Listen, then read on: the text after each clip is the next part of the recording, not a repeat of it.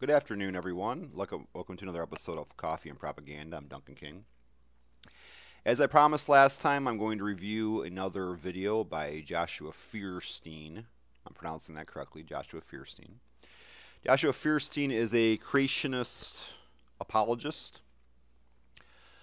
and is of a camp of people that think that scientific information actually proves the creation account in the Bible instead of humiliatingly disproves it, as all educated scientists and anyone educated about any kind of the natural world understands.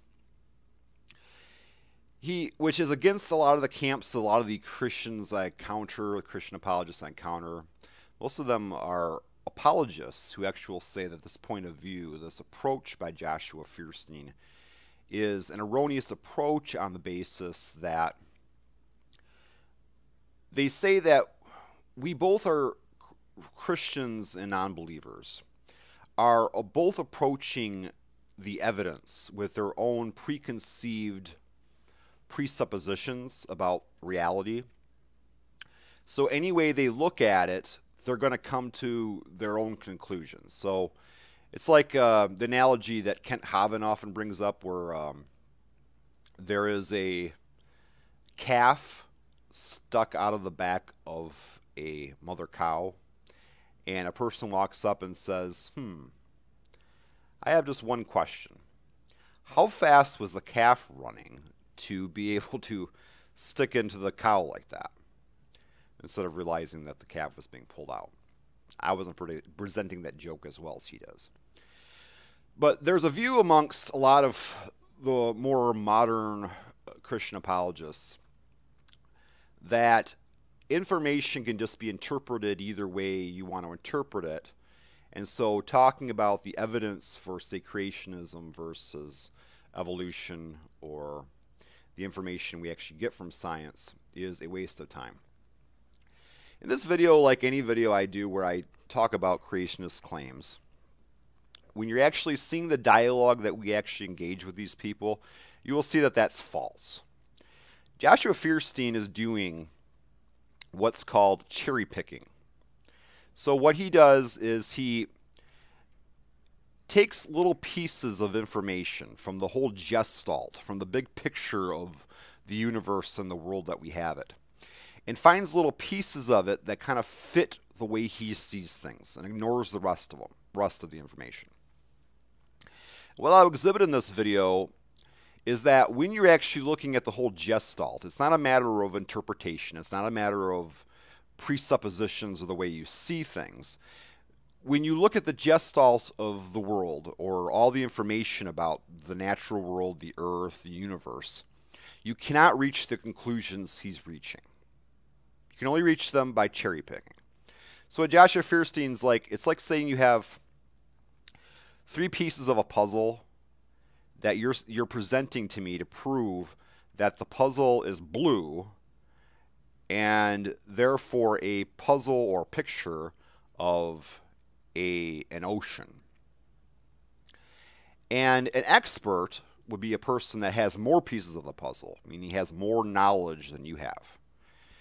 And because he has more pieces of the puzzle, he can present all these other pieces. Well, look at this piece. This piece isn't blue.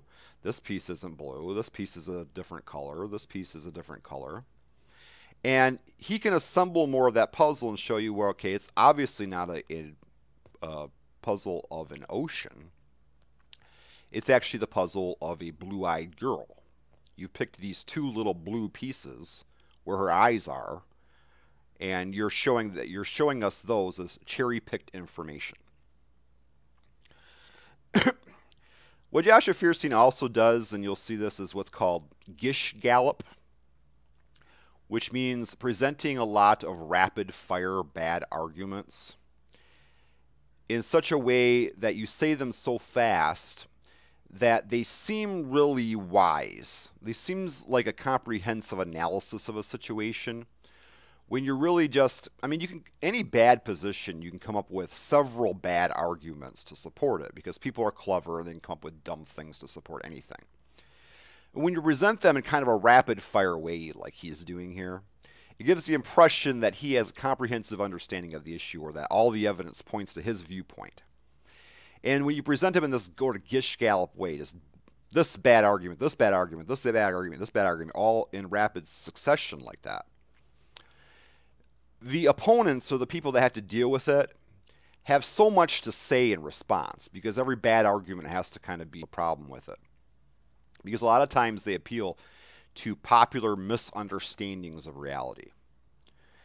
And we're going to deal with one of those right now. Because of this gish gallop, the video is only about 4 minutes long, but it's going to take me about, say 40 minutes or longer to go through explaining the problems with everything he's saying.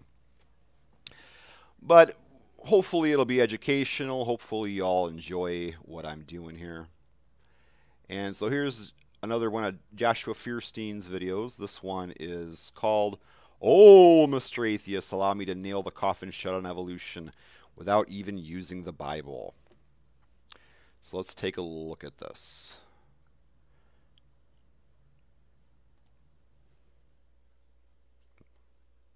And evolution are illogical.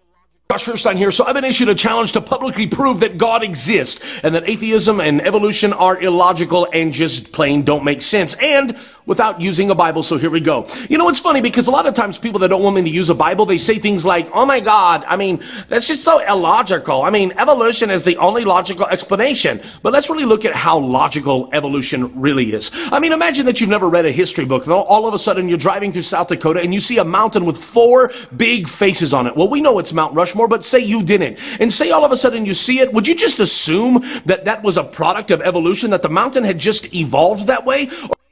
The argument here he's presenting is appealing to a hypothetical situation where we don't know anything.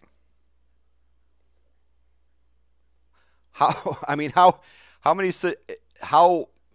is approaching some sort of matter, how does that approach help you understand it? Hey, let's imagine you didn't know anything about this. And wipe your mind free of all the information you have about the universe, about the world, and examine this matter. You walk in a room and you see some red on the floor, and there's some guy laying over there, and his wife's gone. Well, she killed him. Yeah, because you're going to reach that conclusion because if you have very little information to build upon, you're going to reach a knee-jerk conclusion. He's asking us to do this here in a hypothetical situation to actually reach a truth. Is that really a wise way to go about it? I can't wipe my mind free of the knowledge I have of statues. I know statues are carved by individuals. I know mountains are naturally forming phenomena. I know the nose, the eyes on the characters on Mount Rushmore have no use for Mount Rushmore because Mount Rushmore is not alive. I know mountains don't reproduce. I know only biological organisms reproduce. I know how biological organisms come into existence because I have lots of exposure to something called procreation. Mountains do not procreate. I know how procreation can produce features like eyes, noses, and mouths from the process of natural selection. So is it actually a good method here to just forget everything we know and look at something? How is that useful? You should think of everything you know and everything you've learned when you examine something. This is not a useful exercise. It's an intentionally flawed exercise. I don't know if this is the way he approaches all matters. Let me just not know everything and look at it with my preconceived ideas and then tell you what the truth is. Is that how he's became a Christian? Is that how he sees faith and sees the world? I hope he doesn't go to a doctor and doesn't expect his doctor to view things this way. Walk in and take a little look at him. You know, I'm not going to look at this chart. I don't want to learn anything more. Forget everything I learned in medical school. I'm just going to look at you. You have diabetes. Go home. Take some insulin or something. You should always incorporate all the information you can. You wouldn't let a doctor do that. He wouldn't be driving down the road and throw the map out the window, put a cover over his windshield. Boy, what does the side of the road look like to you? Does it look like Minnesota yet? Does it look like Miami yet? Let's just go by the way it kind of looks like at a glance without knowing anything. How is that a good method to approach anything? I'll continue. Or would you think that maybe that there had been an artist or a designer that had somehow carved those faces into that mountain? I mean, I want you to really think about it. Think about the house that I live in, or that even you live in. Think about the car that you drive. Those are complex beings, and yet each one of them has a blueprint. I mean, do you really think that the human... Okay, they're complex beings, but we know how the complexity of biology happens. It happens through natural selection. Births are a biochemical process that occurs inside a woman's body through chemical interactions of sperm and egg. It doesn't come by being carved. No, this person's never seen a person carved into being outside of the movie Pinocchio. So how can you say that? Well, if I see a thing with faces, that means it was carved. He's never seen a living thing carved before. Human body was built without a blueprint, especially looking at DNA. The fact that inside of you that there's a 3 billion letter code. Okay, DNA is not a code. It has some characteristics that are like a code, but it's not a very good code. I mean, it's filled with what's called junk DNA. So if you're calling that a code for something, why does it have all these parts of it that actually don't manifest into anything? I mean, if you were actually looking at DNA as a code, then you would come to the realization that a lot of it was made by a flawed code maker, because a lot of the code doesn't work. So if he's calling DNA a code, then he's calling his God flawed, if he's saying his God made the code of DNA, because God made a bunch of flawed code in our biology. Also saying that DNA is like a blueprint is sort of like, I brought this up last time, but it's using an abstract interpretation to alter concrete realities. So because two things are similar in some ways doesn't mean that they are the same thing. A pillow contains feathers. That does not make a pillow a bird. A pillow can't fly just because it has feathers. Similarly, DNA is not a created code just because it has some kind of letter formation. They're not actually letters. We just use letters to represent them. You're not going to look at any strand of DNA and see a bunch of letters drawn in there. It's not how DNA actually looks. Especially not one that says, God is real. Maybe that's the way he sees DNA. But I don't know. Maybe this guy actually does think that there are literally letters in DNA. That when they take a strand of DNA out of something and look at it in a microscope, they see the letter A there or something like that. A bunch of words there. Anyway. Well, let's go continue. That specifically tells exactly how you're made up. Doesn't that prove intelligent design? The fact that your body has a blueprint? How can it have a blueprint if it doesn't have a designer? I mean, think. It doesn't have a blueprint. It's like a blueprint in some ways. If you're calling it a blueprint, okay, no one draws a blueprint of a house and then draws like half of it as being non-functional. Here's my blueprint of this house, and it's not a blueprint, but pretend it was a blueprint. So they draw this blueprint of this house, and then they draw a bunch of walls that are, well, this wall ain't gonna, well, what's with these weird walls that don't seem functional? Well, we're not actually gonna build those. Then why did you draw them? So it's not a functional blueprint. DNA has all kinds of junk DNA. It has what are called, why am my brain turned off right now?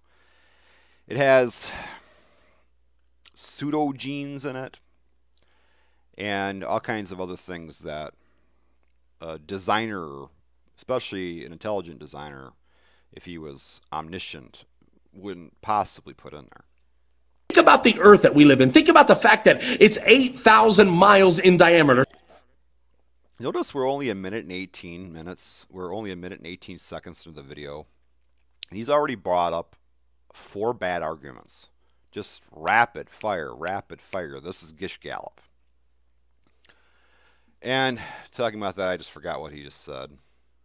Something about the Earth. Have a blueprint if it doesn't have a designer. I mean, think about the Earth that we live in. Think about the fact that it's 8,000 miles in diameter. Think about the fact that it's 93 million miles from the sun. If it was any larger, well, the air would be far too dense and turn into water and cover the Earth. If it was any farther or closer to the sun, we would either freeze or we would burn to death.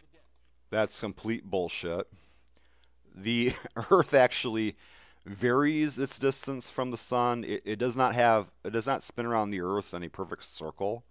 It spins around in an elliptical orbit. At its furthest point, it's 5 million kilometers farther away from the sun than it is at its nearest point. So he's saying if they're any closer or further away, if it were any closer, it would burn up. If it were further, it would freeze. It varies by 5 million kilometers, and it doesn't do either of those things. The habitable zone, where liquid water is possible, is actually a very large zone, relatively speaking. We actually have 3 planets in that zone. Earth, Mars, and Venus are all in the habitable zone, not just Earth. Earth is not even in the perfect location of the habitable zone. It would be a little more ideal if it were somewhat farther away than it actually is. Let me show a picture of the habitable zone, or the Goldilocks zone as they call it. Zone, Earth.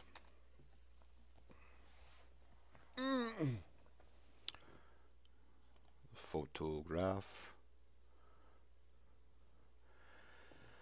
Okay.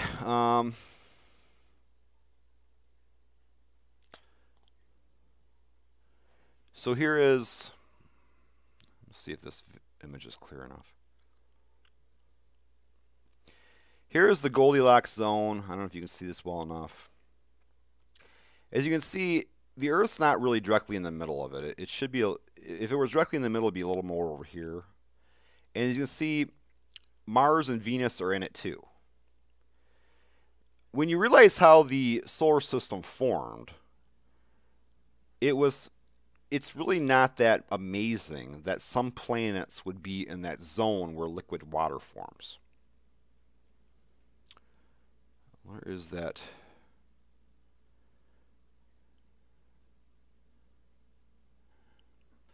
I saw a better image of this once. Here's another one, kind of. There's Earth. It's not right in the middle. It's closer than would be ideal. No, here's Earth, I think. How is this image so small?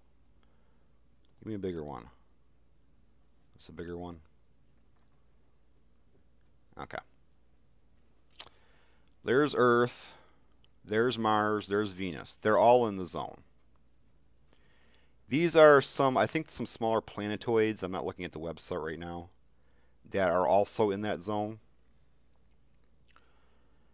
And Earth is not in the perfect place. It's a little too close. It should, if it were the perfect place in the middle of the zone, it would be right there. And then, of course, as I said, the Earth varies its distance from the sun by about 5 million kilometers at any given point in the year.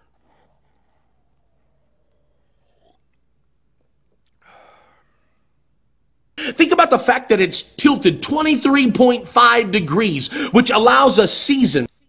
You know what's amazing is how he can remember facts like this, but can't even look up any kind of comprehensive view about how the solar system formed, how evolution works, but he can memorize these little cherry-picked facts that seem to support the way he sees things.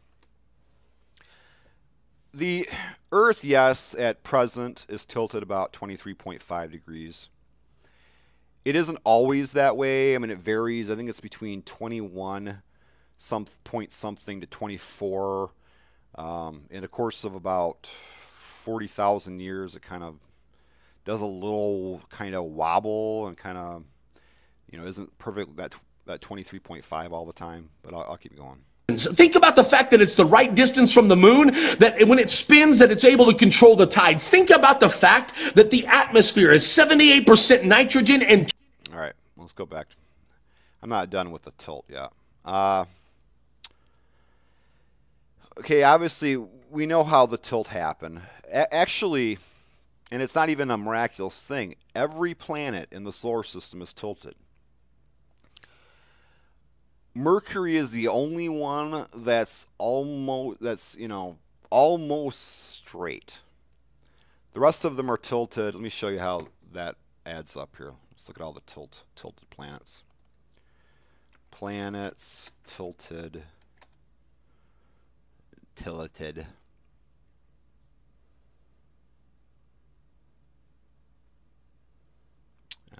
This article might show it.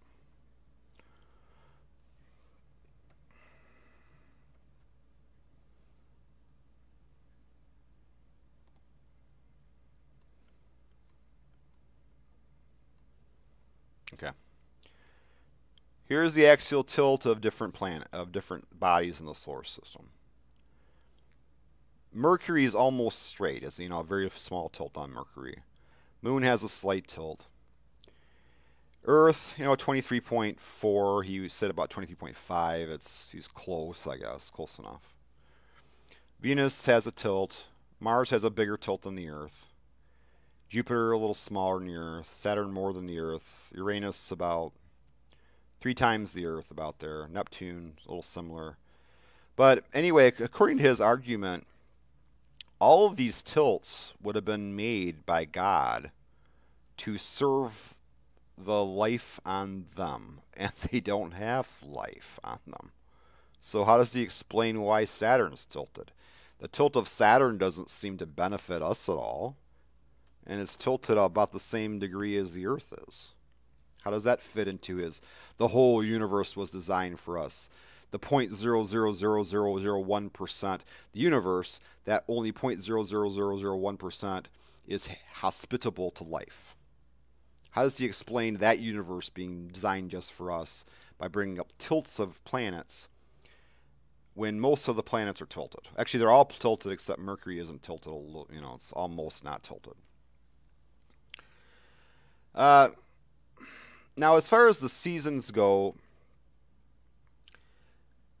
there are 2 things responsible for the seasons. One is the tilt of the Earth, and the other is the distance the Earth is from the Sun. As I said, the Earth varies its distance from the Sun about 5 million kilometers at different points in the year. If that were all designed by a God, those 2 things would be in sync.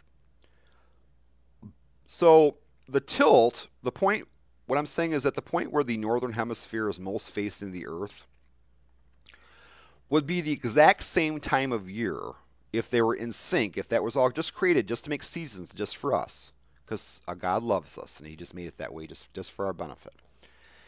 Then that northern tilt, the time that we'd be facing the sun more in the northern hemisphere, will be the exact same time of the year that the Earth is the furthest away from the sun.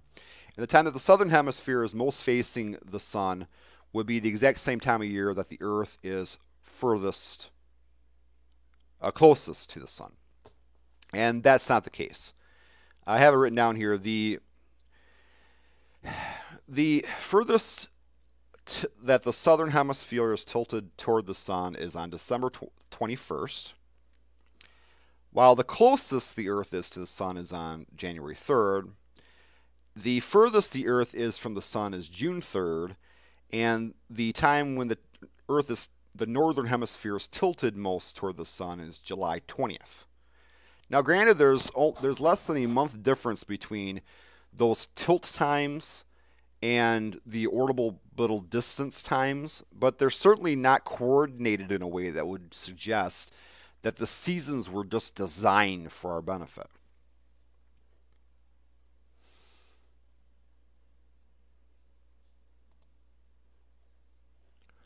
Oh, come on, jerk. All right. 21% oxygen. I mean, even Stephen Hawking, the great physicist, had to admit that the universe and its laws of physics seem to be specifically designed for us. Okay. Since Stephen Hawking is an expert and knows more about this subject than if you started right now trying to study it for the rest of your life, you know that you would never learn as much as Stephen Hawking about this particular subject. Then why isn't Stephen Hawking a Christian? Does that ever give you pause? You're cherry picking Stephen Hawking. I don't have the quote in front of me right now, and I don't really want to go into it, but you're obviously cherry picking him, but you would think that if you're quoting him and you think that that one thing he's saying is wise, you would think he'd believe in God. Stephen Hawking is an atheist. So doesn't that give you some pause, Joshua Feuerstein, that the experts don't agree with you? Wouldn't you want to look up why they don't agree with you instead of just trying to find some little thing they say somewhere that seems that you can bring up and say, oh, look what you said, and cherry pick them and then throw their little cherry picked analysis of their statements back in their face the way you're doing it. Now, granted, you know, the composition of oxygen versus nitrogen, yada yada, in the earth. Again, as I said the last video, we evolved to live on the earth. The earth wasn't created around us, didn't grow around us. We evolved to live on the earth. So the composition of oxygen versus nitrogen is not miraculous. We have evolved to breathe that air. And we even can't breathe it anywhere. I mean, everywhere. I mean, if you're in a certain altitude, you can't breathe it. That atmosphere wasn't always the way the Earth's atmosphere was. It wasn't always the composition of the atmosphere. Now think about this. When it comes to evolution, the one reason that evolution can never match up with science is that an organism has never been shown to gain genetic information. So how... This is something he just looked up. And I don't think he even knows what it means. So it would be worth my time to dispute it. Of course, they've plenty of gained genetic information. Well, I don't need to go into it. A lot of people out there know more about that than I do. Usually when you hear them argue about this, the definition that creationists are using of gain genetic information is so narrow, and it isn't actually dealing with evolution, what evolution actually claims happens when things evolve. Things gain genetic information all the time, just not the specific way they're using the word. So if you try to argue with a creationist on this, and I've seen some debates where naturalists will argue with them, they'll just go around and around about what the definition of gaining information is. And the definition the creationists is irrelevant anyway, because it's not the way natural selection works. How could something evolve from an atom, well, to a human being? How could it become molecule to... Over the course of 3.8 billion years of evolution. Man, you know, I realize that there's a lot of people out there that draw pictures of apes and just this evolution into humans, but I could do the same thing with a flower and a windmill. But it doesn't mean... But we have the fossils. We win. We have the fossils. Those aren't just drawings. Those are based on fossil evidence. Mean that it's true. It's a good artist and a good story. But the fact is that there's not one organism that has ever shown us that it has added genetic information. In fact... Again, he doesn't even know what that means. Joshua Feuerstein, if I called him on the phone right now, I had his number, and I called him and I asked him what that means, adding genetic information, he wouldn't know what the hell he's talking about. He got that from some creationist rumor mill website that he read. And again, it's a situation where the definition is being used so narrowly, and the statement doesn't add genetic information is not based upon how evolution works anyway. Science has actually proven that organisms lose genetic information over time. So how could something evolve when it's actually in the process of devolving? Another nail in the coffin of evolution? Well, this is just plain and simple. It's never been proven that life can come from non-life. The Miller-Urey experiment showed that it can happen. And whether or not it's been proven, it hasn't been replicated, but we do know how it can happen. But you, Joshua Feuerstein, don't know how a speck of sand got in a Sahara desert. You say that it was spoken into existence, but how does that work? End of story. End of story? How did the hell did it, then how the hell did the life on Earth get there by your view? You can't even explain how anything could be spoken into existence, and that's the central. See, we believe in natural selection. You believe by speaking into existence. That's your claim. I can explain to you how natural selection works, Joshua Feuerstein. You cannot explain the existence of a grain of sand in the Sahara Desert by saying it was spoken into existence, because you can't tell me how speaking something into existence works. You can't tell me how a spirit can exist. It's fine, being critical of evolution, but we just want you to use the same standard of criticism that you use for your own beliefs. Now, I want to tell you today that you have been designed by a God that loves you, a God that is life. And maybe today you're feeling inside of your heart, well, that you're just dead and you just feel down and you feel depressed. You just feel like you don't have any life left inside of you. I want you to know that through a relationship with Jesus Christ, that you can have that life yet again, that you can feel overjoyed, that you can feel full of peace and love and joy and happiness and all of these things. I was in your same condition not long ago, but now His love. I was in your same condition not that long ago. I wasn't quite as stupid as you are, but I was a Christian once. I remember all these placebo effects that you're describing. They're placebo effects. I gotta prove it. You're talking about things being spoken into existence. How does that work? Love has filled me overflowing, and I feel the way, the truth, and the life, which is Jesus Your feelings aren't evidence of anything but your feelings. Christ. I want to promise you today that if you just begin a conversation with Him, He's waiting to talk with you. He's waiting. All right, we'll do it right now. He actually introduced an experiment we can do right here on the air. I watched some of this video. I watched maybe the first minute or so. I was making a few notes, so I wouldn't get so tongue-tied as I did last time. But I didn't see this part. He actually introduced an experiment. He's waiting to talk to me. We are live on the air right now. This is not pre-shot, pre-recorded. I'm going to talk to Jesus right now on the air, and we should be able to hear back from Him if this experiment that He suggested will work. We're going to do it scientifically. Just like last time we did a scientific experiment with speaking the grain of sand into my hand, we're going to do it with this talking to Jesus thing. Jesus Christ, I am talking to you right now. You are such an amazing, awesome Lord of the universe, Jesus Christ.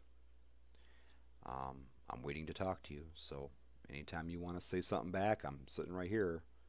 It's your dude Benji, just waiting to talk to you. So what do you got to say, Jesus? Let's hear from you right now. We're live on the air. Come on, Jesus.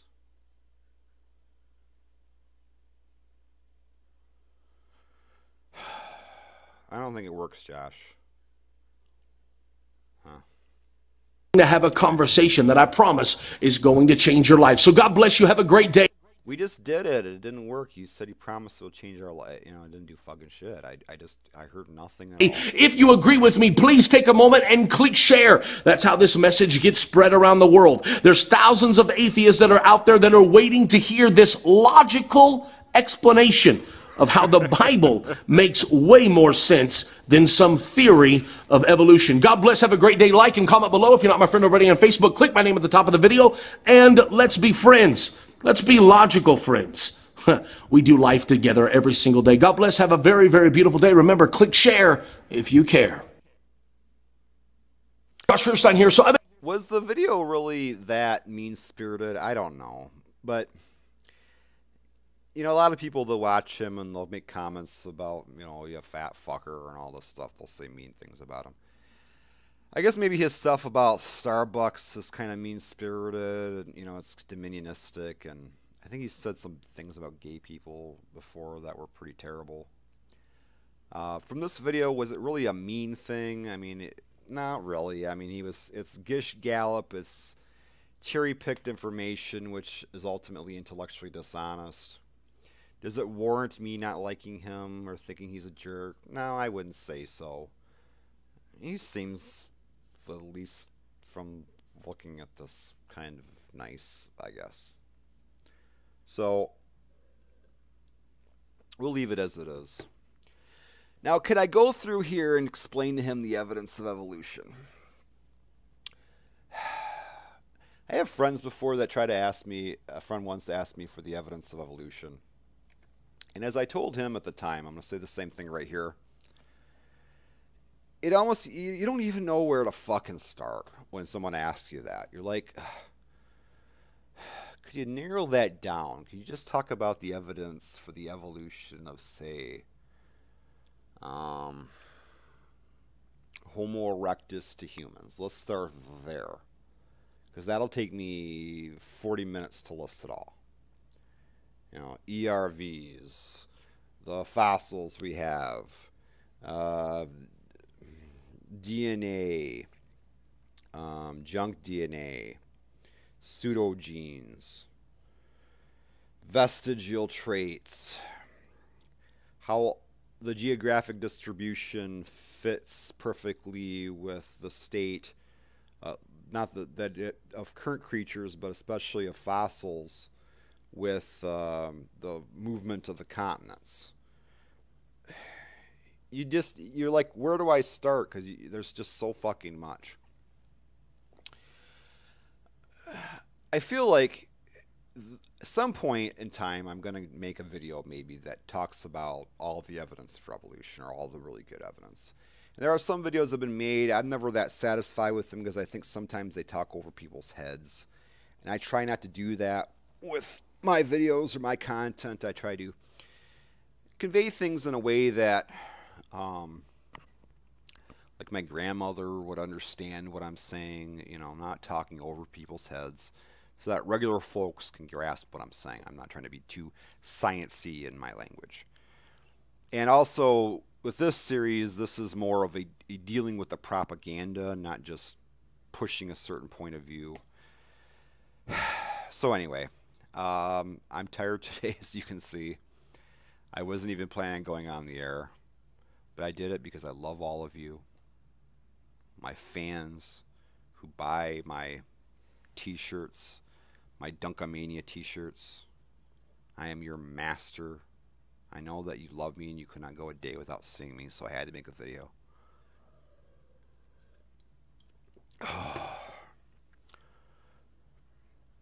So, thanks for watching, dorks.